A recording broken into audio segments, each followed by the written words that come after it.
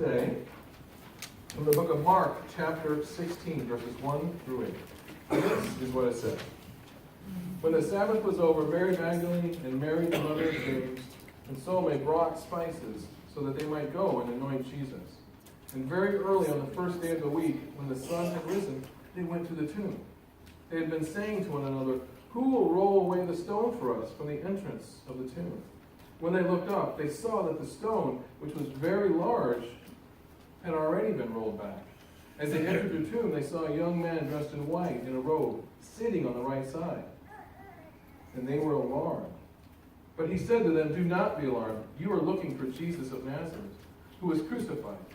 He has been raised. He is not here. Look, there is the place they had laid him. But go, tell his disciples and Peter that he is going ahead of you to Galilee. There you will see him, just as he told you." So they went out and fled from the tomb, for terror and amazement had seized them. And they had said nothing to anyone, for they were afraid. Wow. Now, good morning again. Happy Resurrection Day. Happy Easter. I'm going to start off today with kind of a unique question, but go with me. Who here has an opinion on gun control in the United States? One way or the other. We're not, okay? Who's got an opinion, right? We've always got the violence going on, right or wrong. The unfortunate incidents at schools, the Pulse nightclub, even church shootings, a lot of people have their own opinion on what should be done, for or against. Now, this is not the subject, not the area to debate that, but I want to prove a point as we go further. Because I want to point out something specifically that's unique to human beings, and that's our belief system, what we believe, what we have faith in, and how we get to that point. Because the word faith is huge. It has enormous implications for how we see the world, how we react to it, how we interact with our friends, and even our neighbors. You see, sometimes when we believe in something, we actually look for more evidence to support that belief. It takes us further along, and sometimes we'll ignore evidence to the contrary. And the more people around you that believe the same thing, the more right and more correct it seems. It's almost like it's self-fulfilling. Let me give you an example. There's two names I'm about to mention, and it's going to be they're very polarizing names here in the United States. Some people believe they're good, some people believe they're evil. Donald Trump, Hillary Clinton. Don't say anything. There's some people in this room that think one of them is actually quite good and good for the country, and someone's going to think, no, the other one's quite good. Some of you guys think, no, they're evil, no, this one's evil. So the question is, how can seemingly intelligent people, because I know a lot of you, have such differing opinions? Think guns. Guns are a great example. How can people believe such vastly different things, be still intelligent, and come to these conclusions that they can't match? But we humans tend to look at subjects and we form opinions, sometimes with very little experience or knowledge about it, but we get there. And then we tend to only look for stuff that confirms that. We don't like to look at anything that contradicts those beliefs. Religion is a very beautiful but dangerous subject that goes right along those lines. Many of you believe or are in church because your parents taught you to believe. No? I mean, that's what you do. You teach your kids. This is what we believe. This is what you should believe, right? That's why most of you guys here believe what you believe. I have a good buddy who's Muslim. That's what his parents taught him. Islam is correct. I have a good friend who's Buddhist. Guess what his parents taught him? Good people. Love them. So who's right? See, and the more people that believe what you believe, the more it feels right. I mean, look around you. How many people we got here? It feels like we're believing in the right thing, right? We're on the right track because we're all here. And that's how faith goes. Now, it seems like a really odd thing to bring up on Easter, but Christianity did not start out the way most religions did. Most religions start out with a person, had an idea, or they say God gave them a message, and they write it down, and it goes. Sometimes that message is spread through peace, sometimes violence, sometimes both. Christianity is different. And I'm going to get to that in a second. Now, what's interesting about religious beliefs, the more isolated sometimes the group is, the more extreme they can get. The more crazy stuff you can preach and people will still believe it. Especially if you have a very good speaker, someone who's very persuasive. That's how a lot of this starts. Then what happens is when that person dies, the message gets passed on, and usually it grows stronger and stronger. But the main point is that group holds strong to a central belief. Again, that's not actually how Christianity started. Christianity is different. Christianity didn't start out because everybody believed the same thing. It didn't survive because its members were isolated. Christianity actually began with an event that all its members did not believe or understand. The first believers were so convinced that Jesus was Messiah, everything's great, this is awesome, that when it didn't turn out the way they thought, they didn't believe in Jesus. They ran and hid for a few days. The first believers did not believe in Jesus Christ for a few days. His only believers. There is no other religion like that. And this day, Easter, what this whole day is about, is that. Now, let's go through the story briefly. Jesus Christ, you probably remember in his birth, he wasn't particularly impressive, right? He was born in basically a barn, right? His parents put him in a feeding trough. What happens if you would do that today? People called DCF, wouldn't they? That's what happened. And as he grew, he started a mission, and these people started believing it. And there were rumors that he did these miracles and incredible things, right? He walked on water, commanded the weather, all kinds of great stuff. But that's not why you should believe in Christianity either. There's rumors that Jesus raised a guy from the dead. That's not why you should believe. And Jesus had 12 followers, and they saw amazing things. Things were going great. And at one point on Palm Sunday, which we just celebrated recently, Jesus rode into the city of Jerusalem, and the whole town was on fire. They loved it. They were yelling and waving branches, and they're saying, "Hosanna, Hosanna," which means save us. And the disciples were like, "This is awesome." Right? I mean, they must be doing something right. Look how everybody's treating him. This is good. This is confirmation. All the miracles, they're loving us. This is great.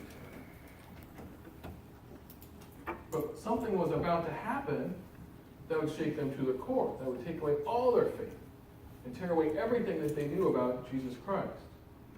The event that I'm talking about is his actual death. And I don't mean when they nailed him to the cross. That was horrible and something to see. I'm talking about when he was dead. They took him off the cross. He's laying there, motionless, dead.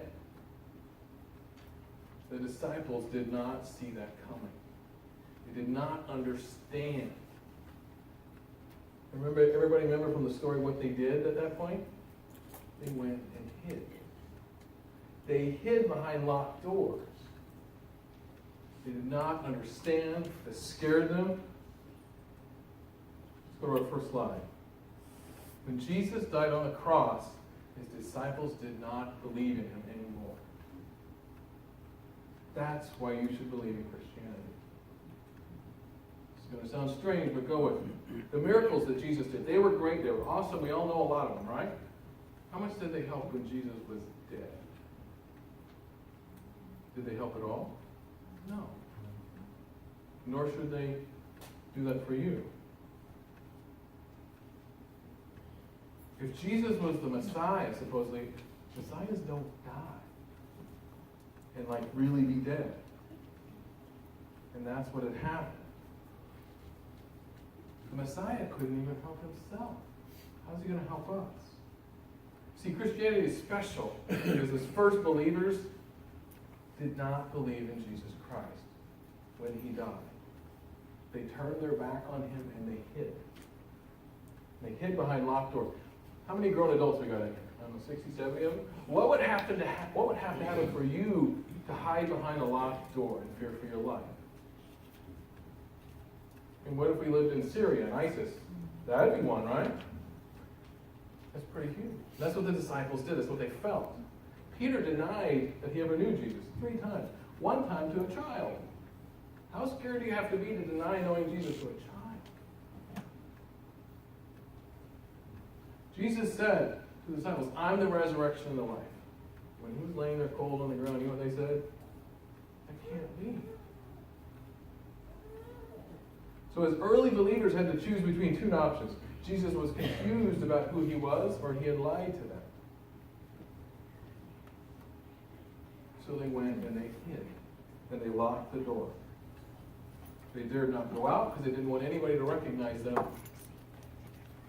Say, I saw you with. And here's why I don't want you to suddenly get bummed out. Don't worry. I'm going to bring this back. Everybody with me? Other religions started out because they had a strong leader, a good speaker, good, ideas, and it made sense to people, and they got more and more people to follow. They were charismatic. Jesus was not that. Jesus had followers and teachings and did wonderful things that made sense until he died on the cross and was dead. And nobody believed in him. Here's what changed them. At some point, the disciples saw something that changed their lives forever. They saw something, and they went from hiding behind locked doors to going out to that same environment to tell that Jesus had risen. You know what they saw? Jesus Christ. They saw him with their own eyes. They knew it. It wasn't debatable. There's actually a story, if you read closely, where the disciples finally go out. The same environment, the same political environment's going on. The authorities haul them in. They say, we just killed that guy, Jesus. And you're out telling people about it. They said, we have to tell what we know. We've seen it. So you know what they did to him? They whipped him. They whipped him good. You know what the disciples did? Went right back out and did the same thing. Jesus is alive. We've seen him. That's why Christianity is different.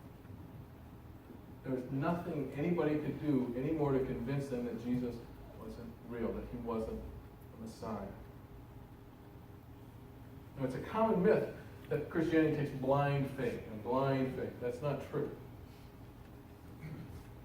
I have faith in Jesus Christ because I believe that 12 men and several women saw something that they gave their lives for to make sure we all had the chance to know too.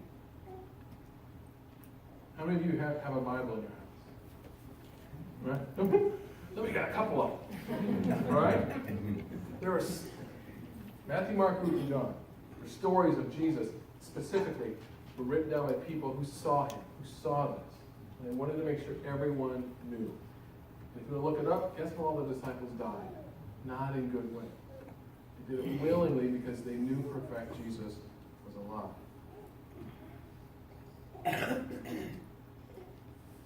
They had to tell somebody about it. Christianity didn't spread because Jesus was so charismatic, or wealthy, or tech savvy. Christianity spread because Jesus Christ actually rose from the dead. It's an event that happened, and the disciples wanted to make sure everybody knew. It was undebatable. And here, because you're all here today, I don't want anybody here to believe in Jesus Christ because I say you should. It may sound strange, but it's true. I don't want anybody here to believe in Jesus Christ because your family sitting next to you. You kind of have to be here on Easter, right? It's true. How many? Right? I don't want you to believe because you think, we take attendance and I'm going to notice if you don't show up next week. I do sometimes.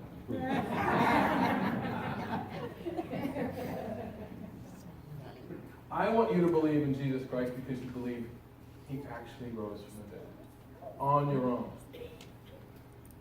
Because at one point before he died, Jesus pulled the disciples aside and he asked them a very real question. This is what everything is about, all Christianity. Let's go to the next slide. He said, who do you say that I am? Who am I? Everything hinges on that.